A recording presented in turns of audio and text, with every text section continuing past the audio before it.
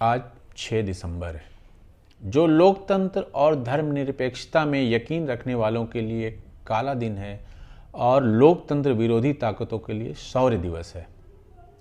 6 दिसंबर 1992 को जब मुख्यमंत्री कल्याण सिंह द्वारा बाबरी मस्जिद को कोई नुकसान नहीं पहुंचाने देने की अदालती वचनबद्धता के बावजूद भी तकरीबन 1.5 लाख उन्मादी कार्यसेवकों ने उसे ढहा दिया, जिसके कारण मुंबई, दिल्ली सहित देश के कई बड़े महानगरों में दंगे हुए और जिसमें 2000 से अधिक लोग मारे गए। बाबरी मस्जिद, जो उत्तर प्रदेश के जिले अयोध्या में रामकोट पहाड़ी पर स्थित थी, जिसे राम का किला भी कहा जाता था। इस मामले में हिंसा की पहली घटना 1853 में नवाब वाजिद अली शाह के शासनकाल के दौरान दर्ज की गई, जब निर्मोही नाम के एक हिंदू संप्रदाय ने ढांचे पर दावा करते हुए कहा कि जिस स्थान पर बाबरी मस्जिद है वो राम मंदिर हुआ करती थी, जिसे ढहाकर बाबर के सिपह सालार मीर बाकी ने वहां पर एक मस्जिद का निर्माण करवा दिया। अगले 2 वर्षों में इस मुद्दे पर समय समय पर हिंसा भड़की और नागरिक प्रशासन को हस्तक्षेप करते हुए इस स्थल पर मंदिर का निर्माण करने या पूजा करने की अनुमति देने से इनकार करना पड़ा। 1883 में इस चबूतरे पर मंदिर का निर्माण करने की कोशिश को उपायुक्त ने रोक दिया था। उन्होंने 19 जनवरी 1885 को इसे निषिद्ध कर दिया। महंत रघुबीर दास ने उप न्यायाधीश फैजाबाद की अदालत में एक मामला दायर किया। 17 बाई 21 फीट माप के चबूतरे पर पंडित हरिकिशन एक मंदिर के निर्माण की अनुमति मांग रहे थे, लेकिन इस मुकदमे को खारिज कर दिया गया। एक अपील फैजाबाद जिला न्यायाधीश कर्नल J.E. चंबियार की अदालत में दायर किया गया। स्थल का निरीक्षण करने के बाद उन्होंने 17 मार्च 1886 को इस अपील को खारिज कर दिया। एक दूसरी अपील 25 मई 1886 को अवध के न्यायिक आयुक्त W.N. की अदालत में दायर की गई। उन्होंने भी इस अपील को खारिज कर दिया। इसी के साथ हिंदुओं द्वारा लड़ी गई पहले दौर की कानूनी लड़ाई का अंत हो गया। 1934 में सांप्रदायिक दंगों के दौरान मस्जिद के चारों ओर की दीवार और मस्जिद के गुंबदों में से एक गुंबद को क्षतिग्रस्त कर दिया गया था। ब्रिटिश सरकार द्वारा इसका पुनर्निर्माण भी करवा दिया गया। 22 दिसंबर 1949 को एक महत्वपूर्ण घटनाक्रम में आधी रात को जब पुलिस के गार्ड सो रहे थे, तब राम और सीता की मूर्ति को चुपचाप स्थापित कर दिया गया। इस खबर को सुनकर पंडित जवाहरलाल नेहरू ने यूपी के मुख्यमंत्री गोविंद बल्लभ पंत को निर्देश दिया कि वे यह देखें कि मूर्तियों को हटा दिया जाए। पंत के आदेश के तहत मुख्य सचिव भगवान सहाय, फैजाबाद के पुलिस महानिरीक्षक V.N. लहड़ी ने पहले की स्थिति बहाल रखने का निर्देश फैजाबाद को तत्काल भेजा। हालांकि फैजाबाद के जिलाधिकारी और उपायुक्त के नायर को डर था कि हिंदू जवाबी कार्यवाही करेंगे। उन्होंने आदेश लागू करने से मना कर दिया और अपने इस्तीफे की पेशकश भी कर दी। हालांकि उनका इस्तीफा स्वीकार नहीं किया गया और मूर्तियां मस्जिद के अंदर ही स्थापित रही, जिसे बाहर से ताला लगाकर बंद कर दिया गया। सबसे मज़ेदार तथ्य ये है कि उपायुक्त के नायर बाद में जनसंघ के टिकट से 2 बार चुनाव भी लड़े।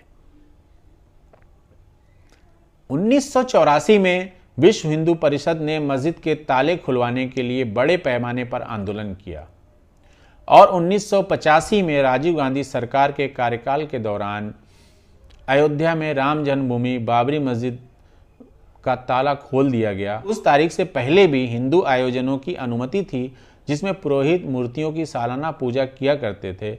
इस फैसले के बाद हिंदुओं को वहां तक जाने की अनुमति मिल गई। मस्जिद को एक मंदिर के रूप में कुछ हद तक प्रामाणिकता मिल गई।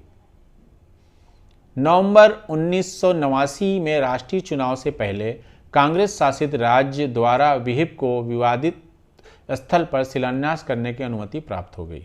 नवंबर 1989 में 9वीं लोकसभा के चुनाव हुए। राजीव गांधी 1984 में जबरदस्त बहुमत के साथ सत्ता में आए थे, लेकिन बोफोर्स घोटाले के कलंक ने उन्हें सत्ता से बेदखल कर दिया। जनता ने कांग्रेस को नकार दिया था, लेकिन असमंजस बरकरार था। फलतः किसी को बहुमत नहीं मिला। इस त्रिशंकु लोकसभा में जनता दल सबसे बड़ी पार्टी के रूप में उभरी और बीजेपी ने उसे बाहर का समर्थन दिया। वीपी सिंह नए प्रधानमंत्री बने। वीपी सिंह सरकार ने वादा किया था कि सत्ता संभालने के 4 महीने के भीतर बाबरी मस्जिद विवाद का समाधान खोज लिया जाएगा। लगभग 6 महीने बीत चुके थे, पर न तो जनता दल सरकार की मंशा ऐसी थी, न इस बारे में स्थिति साफ हो रही थी। बीजेपी पर भी दबाव बढ़ रहा था। जून में राम मंदिर आंदोलन के नेताओं ने तय किया कि विवादित स्थल पर 30 अक्टूबर को कार्यसेवा की जाएगी। सारा ध्यान 30 अक्टूबर से अयोध्या में शुरू होने वाली कार्यसेवा पर केंद्रित कर दिया गया। देश भर में कार्यसेवा समितियों का गठन होने लगा। पूरे देश से लोग अयोध्या पहुंचने के लिए उमड़ पड़ रहे थे। 12 सितंबर को बीजेपी अध्यक्ष लालकृष्ण आडवाणी ने 11 अशोक रोड स्थित पार्टी कार्यालय में एक प्रेस कॉन्फ्रेंस बुलाई। इसमें ऐलान किया गया कि सोमनाथ से 25 सितंबर को रथ यात्रा शुरू होगी और जो 10,000 किलोमीटर की दूरी तय करके 30 अक्टूबर को अयोध्या पहुंचेगी और कारसेवा में हिस्सा लेगी। एक रथ पर सवार होकर दक्षिण से अयोध्या तक की 10,000 किलोमीटर की यात्रा की शुरुआत आडवाणी जी द्वारा की गई। बिहार के समस्तीपुर में मुख्यमंत्री लालू यादव के आदेश पर उन्हें गिरफ्तार कर लिया गया, जिसके परिणाम स्वरूप भाजपा ने केंद्र में वीपी सरकार से समर्थन वापस ले लिया और ये सरकार गिर गई। उत्तर प्रदेश में तब मुलायम सिंह यादव मुख्यमंत्री थे। प्रशासन ने अयोध्या में कर्फ्यू लगा रखा था, जिसके चलते कारसेवकों को प्रवेश नहीं करने दिया जा रहा था तथा पुलिस ने बाबरी मस्जिद के 1.5 किलोमीटर दायरे में बैरिकेडिंग कर रखी थी। मुलायम सरकार की तमाम पाबंदियों के बावजूद 30 अक्टूबर को लाखों कारसेवक अयोध्या पहुंचे। लाठी गोली के बावजूद कुछ कारसेवक मस्जिद पर चढ़ गए, लेकिन अंत में पुलिस भारी पड़ी। प्रशासन ने कारसेवकों पर गोली चलवा दी, जिसके कारण 16 कारसेवक मारे गए। इन सब के बाद 6 दिसंबर 1992 और उसके बाद क्या हुआ हम जानते ही हैं। सिर्फ एक बाबरी मस्जिद नहीं गिराई गई थी, देश के सामाजिक ताने बाने को बिखेर दिया गया था। राजनीतिक लाभ के लिए एक समुदाय को लगातार नफरत के निशाने पर रखा गया। बहुसंख्यक समुदाय के अंदर नफरत के बीज को खाद पानी देकर पेड़ बनाया गया और अफसोस आज वो पेड़ एक विशाल बरगद बन चुका है। एक बड़ी संख्या जीवित ज़ॉम्बियों की तरह बर्ताव कर रही है। आज ट्विटर पर बाबरी विध्वंस शौर्य दिवस के रूप में शीर्ष पर ट्रेड कर रहा है और देश रसातल में जा रहा है।